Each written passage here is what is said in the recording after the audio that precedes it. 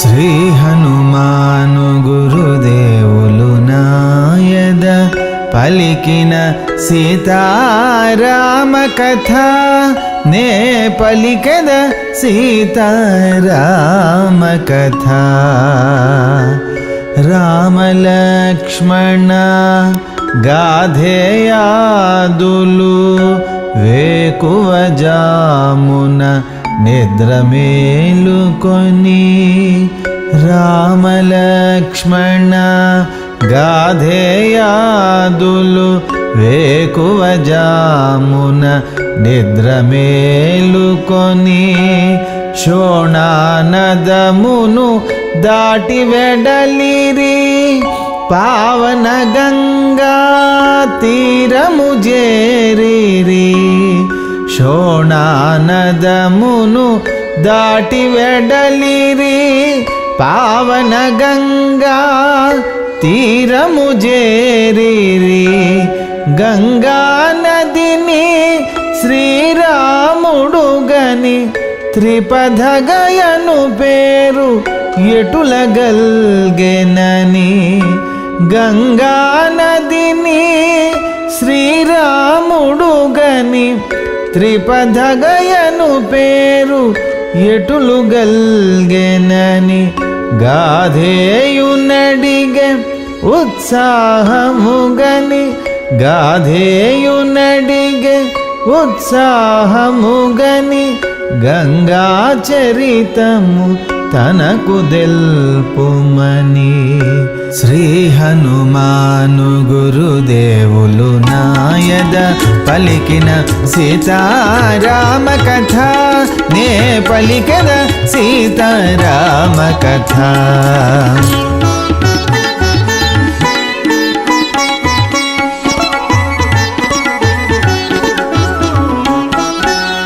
ఆ రకంగా విశ్వామిత్రుడు వెంట నడుస్తున్నటువంటి రామలక్ష్మణులు అనేక అరణ్యాలు దాటుకుంటూ మార్గమధ్యంలో ఏవి వింతగా కనపడినా ఏవి కొత్తగా కనిపించినా వాటి గురించి అడిగి తెలుసుకుంటున్నారు.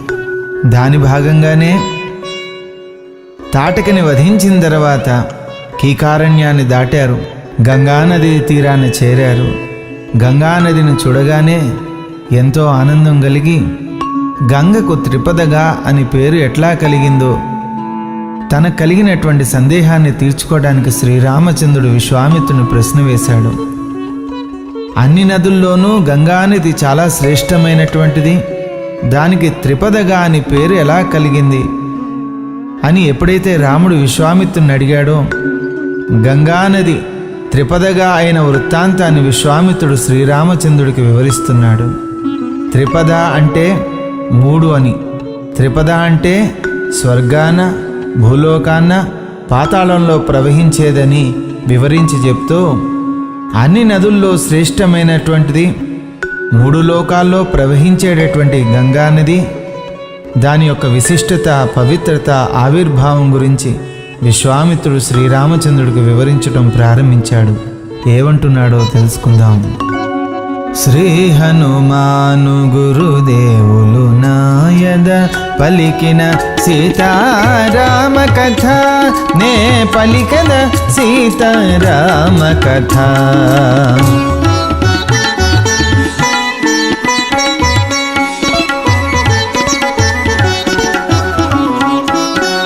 పర్వతరాజు హిమవంతునకు మనోరమయను భార్యయుండెను.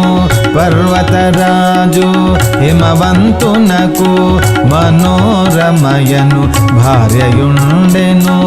వారికి గల్గిరి ఇరువురు తనయులు గంగావుమలను సుందరాంగనలు.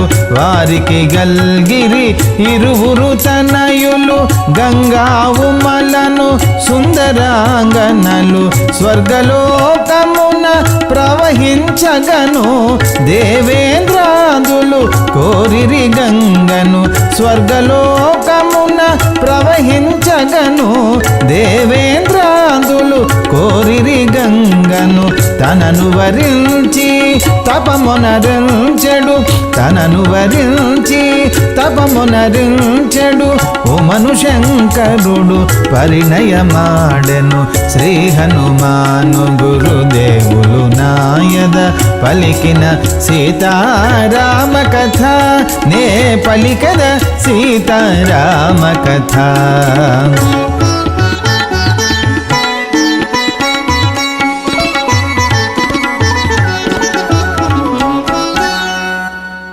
గంగానది యొక్క గొప్పతనం గురించి, మూడు లోకాల్లో ప్రవహించేటటువంటి ఆ మహానది యొక్క గొప్పతనాన్ని విశ్వామిత్రుడు శ్రీరామచంద్రుడికి వివరిస్తున్నాడు. అంతేకాకుండా స్వర్గంలో దేవకార్యాన్ని ఆ గంగ ఏ రకంగా సహకరించిందో కూడా ప్రారంభించాడు.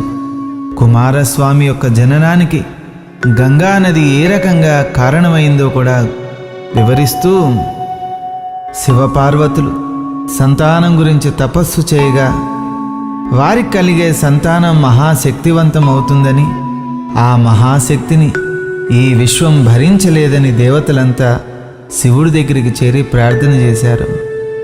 శివుడు అప్పటికే విడిచినటువంటి తన తేజాన్ని ఒక అగ్నిగోళంగా మారడం, ఆ అగ్నిగోళం అగ్నిదేవుడు వహించి వాయుదేవుడు సహాయంతో గంగలో విడిచెను.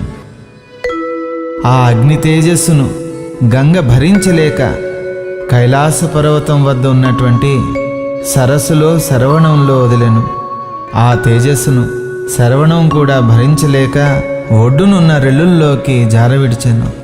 ఆ రెల్లుల్లోనే మానవ రూపంలో ఒక బాలుడుగా ఉద్భవించాడు. 6 కృత్తిక కన్యల చేత అతన్ని పెంచి పెద్దవాణ్ణి చేసినందుకు కుమారస్వామి అని పిలువబడ్డారు.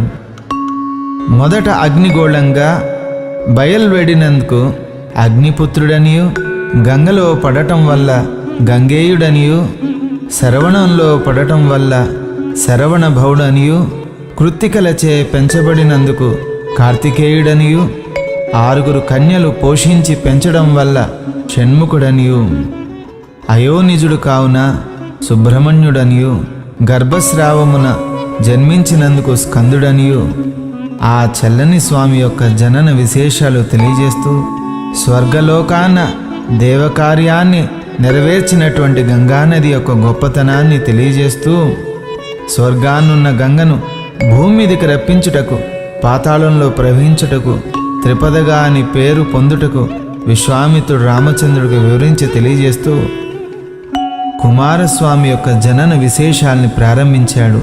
ఏమంటున్నాడో తెలుసుకుందాం.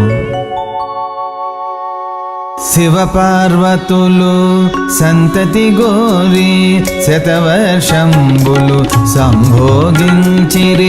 శివపార్వతులు సంతతి గోరి శతవర్షంబులు సంభోగించిరి. శివుని తేజము కడకు చెలించగా పార్వతి గర్భము దాల్చగనుండగా. శివుని తేజము కడకు చెలించగా పార్వతి గర్భము దాల్చగనుండగా. శివుని తేజమున జనించువానిని లోకములేవి భరించలేవని. శివుని తేజమున జనించువానిని లోకములేవి భరించలేవని. సురలందరూ ప్రార్థించిరి శివుని, సురలందరూ ప్రార్థించిరి శివుని. రేతస్కలమును గావించకుమని శ్రీ హనుమాను గురుదేవులు నాయద పలికిన సీతారామ కథ నే పలికిన సీతారామ కథ.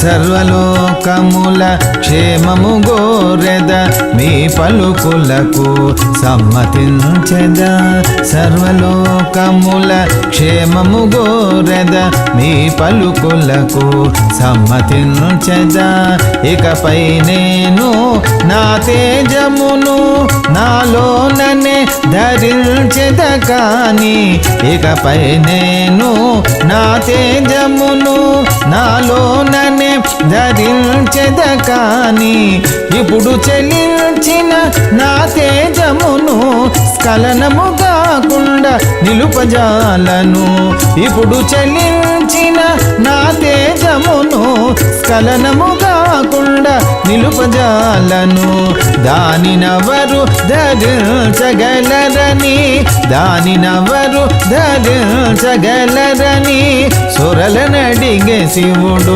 యోచించుడని శ్రీ హనుమాను గురుదేవులు నాయద పలికిన సీతారామ కథ నే పలికద సీతారామ కథ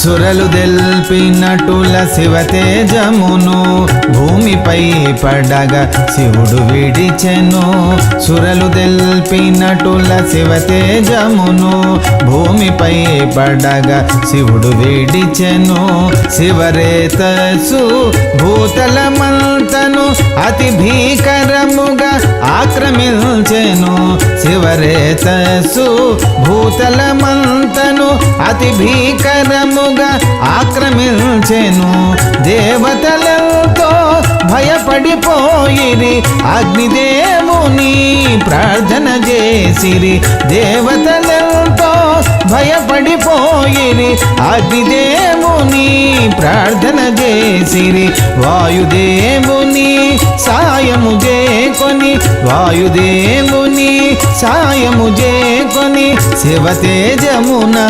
ప్రవేశింపుమని శ్రీ హనుమాను గురుదేవులు నాయద పలికిన సీతారామ కథ నే పలికద సీతారామ కథ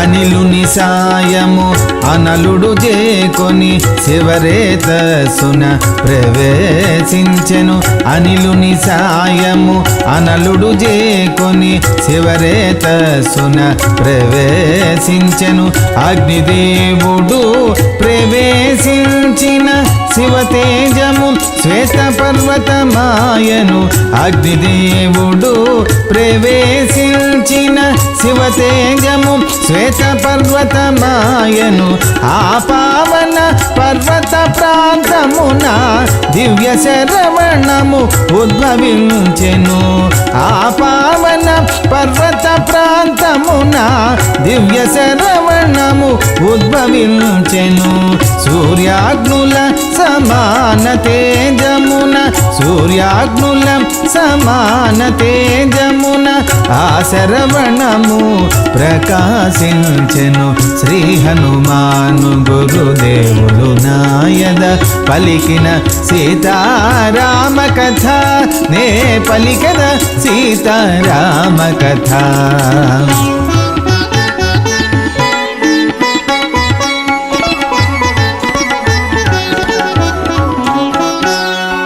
తనకు జరిగిన అవమానముగని దేవతలను శపించి పార్వతీ తనకు జరిగిన అవమానముగని దేవతలను శపించి పార్వతీ సురలారామి సతులందరును సంతతి లేక దుఃఖింతురుగాక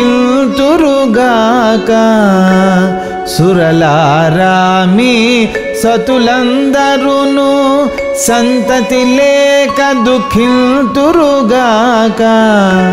ఓ భూమి బహురాజుల సతివై సంతతి లేక తపింతుగాక. ఓ భూమి బహురాజుల సతివై సంతతి లేక తపింతుగాక అని దెల్పెను విశ్వామిత్రమౌని, అని దెల్పెను విశ్వామిత్రమౌని. పార్వతి చరితము రాముని వినుమని శ్రీ హనుమాను గురుదేవులు నాయద పలికిన సీతారామ కథ, నే పలికద సీతారామ కథ.